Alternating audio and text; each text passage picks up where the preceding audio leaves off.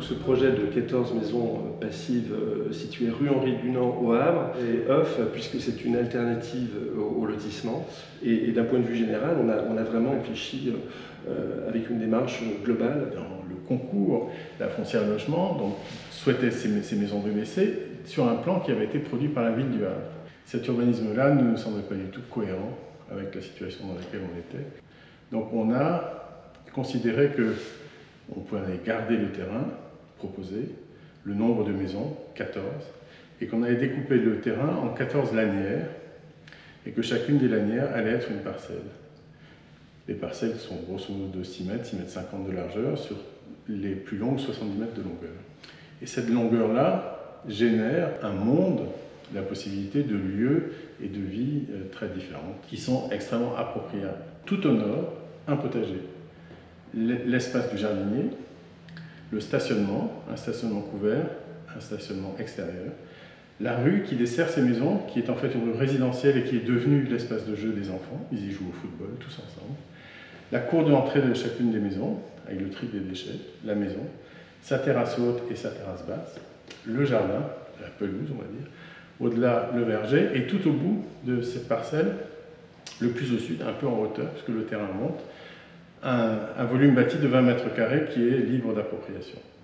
Ce type de parcelle permet, en faisant en sorte que les maisons soient mitoyennes, de générer finalement une sorte de collectif de maisons qui est suffisamment fort pour résister aux bâtis alentours, puisque alentour, il y a des bars, il y a des tours.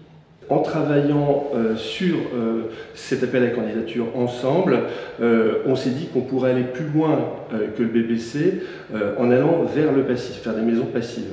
Partant de là, on a travaillé d'une manière assez globale en réfléchissant à une vraie démarche environnementale sur ce projet, en se disant qu'il fallait également qu'au niveau du chantier, on puisse choisir des entreprises principalement locales pour limiter les coûts de transport et pour permettre aux entreprises d'avoir plus de temps sur le chantier. De même, ces entreprises connaissant le contexte local, elles pouvaient rechercher des jeunes des quartiers pour travailler sur notre projet et ça nous paraissait intéressant au niveau du lien social et au niveau de l'intégration de ce type de projet dans le quartier. Les objectifs que l'on a mis en œuvre pour arriver à la performance énergétique sont de plusieurs ordres.